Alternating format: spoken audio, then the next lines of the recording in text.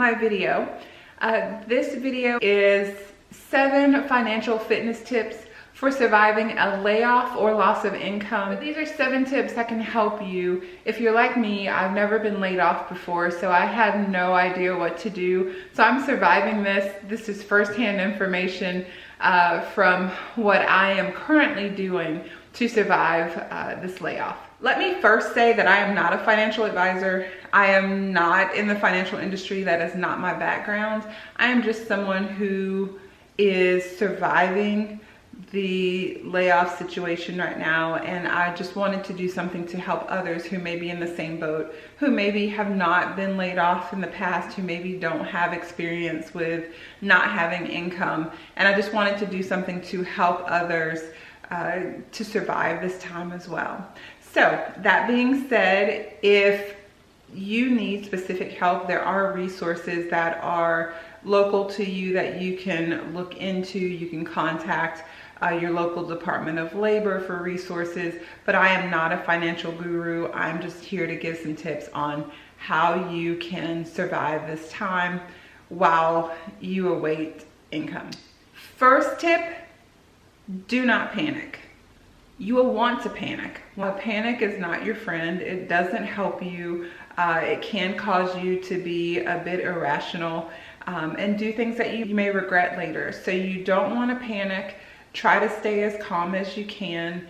And not to say that you're not going to be in shock. Not to say that you're not going to mourn the loss of your job and the loss of your income and your livelihood, because you will. There will be days that you will just not know what to do next, and that's why I'm making this video, to help you figure out what to do so that you can at least get started to get a foundation for the next several weeks to months while you look for employment.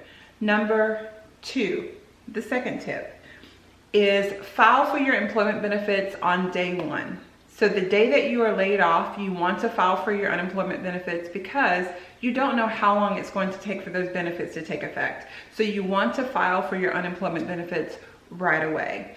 I was, laid off on that day. I went on to my state's Department of Labor website. I filed for my benefits.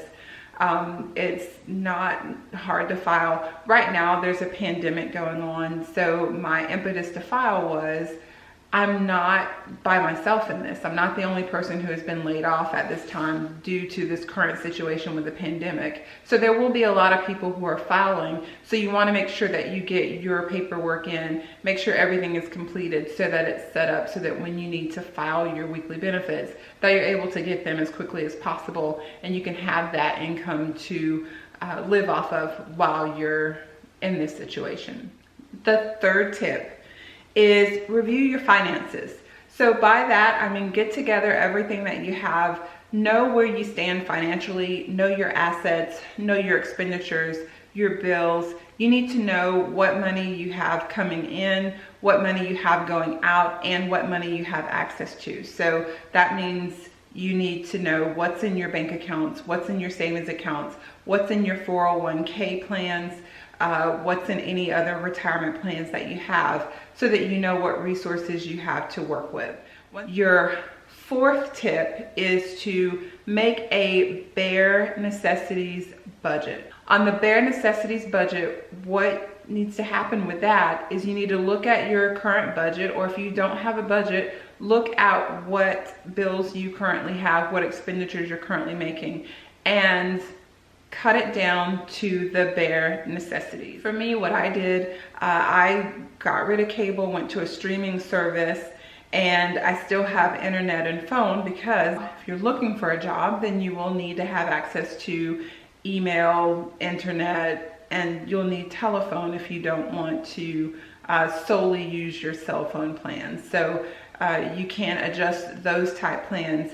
Any extra expenditures that you may have even forgotten about. What I would do for that is look on your account for your bank and see what all has been drafted. I had a lot of automatic drafts that are coming out that I don't really even remember setting up.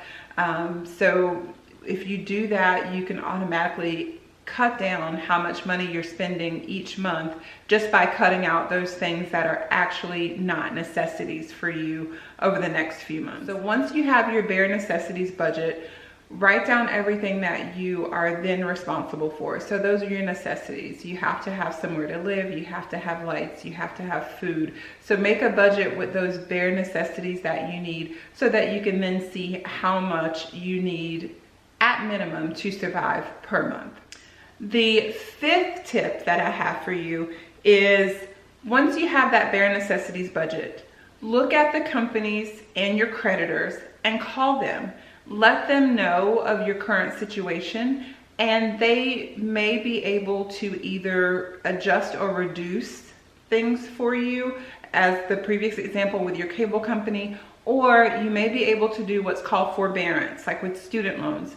So right now with the current pandemic, most companies are offering something for you. So you are able to put things in forbearance. Forbearance means that they make you not responsible for a payment for a period of time.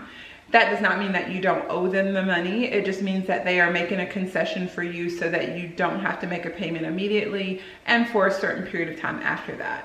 Now, you also want to be very aware of what the terms of that forbearance are. So for my mortgage company, I was able to do forbearance with them as well. They will want the entire amount. They're going to do a forbearance for 3 months, but after that 3-month period, they want the entire amount for that 3-month period at the end of that term. So is it likely that if right now I want to forbear, or if I want to hold on payments on the loan, is it likely that in 3 months I'm going to have 3 months worth of mortgage payments? That's not really likely. So you do want to plan and see, one, if that's something that you want to do. So what I've decided to do is to continue to pay my mortgage, because I don't want to get into a situation where I have 3 months of mortgage payments due at one time. It'll either be that they do have another concession where you can adjust it and, you know, lengthen the term of your loan. You have to decide what's going to work best for you. So I have called and reduced as many of my bills as I can so that I have a lower expenditure amount per month, so I'm not allowing myself to get behind while I look for employment. So the sixth thing that you want to do, so let's say that you've reduced your finances as much as possible, you're getting your unemployment, but it's still not enough to make ends meet for your bills. At that point, you want to then look into your other assets that you have that you can supplement the income that you have. So you can, if you have an emergency fund, you can certainly dip into your emergency fund. This is an emergency. This is what the emergency fund is for. So if you have an emergency fund, you can use that to supplement your income that you have coming in from the unemployment or any other streams of income that you have coming in. Also, if you have a 401k, you can use monies from your 401k. At this point with the pandemic, you are able to get money from your 401k without paying the penalty, supposedly. So just make sure you discuss that and know the terms. Any of the concessions that you make sure that you know the terms of them before you proceed with them. So at this point, you should be able to, if you had to, you can take money from your 401k to use to supplement your income so that you can pay your bills until you're able to find new employment. The seventh thing is continue to look for employment. So it may not be easy, you may not find exactly what you want, but continue to look for employment. There are several ways to find employment. You know, talk to people who you've networked with. Hopefully you have a network of people. Talk to them and see if they have any leads for you. The internet is a huge resource. depending on what industry you're in. Look at individual companies, look on their websites, see if they have anything available. You could also, in the meantime, if you have a hobby or a skill that you are able to market and make money from, this would be the perfect time to develop that and to work on that, and you can use that as a stream of income. Now, if you have other streams of income and you're drawing unemployment, you need to make sure that you're compliant with the rules of unemployment. So review that and just make sure that you're compliant as far as that goes, because you, one, don't want to defraud the government and take money if you're not entitled to take it based on your earnings, and also you don't want to be disqualified from getting those in the future. So just make sure that you abide by those rules, but you can look for something part-time, or you can use a hobby or skill and monetize that so that you get extra income as well.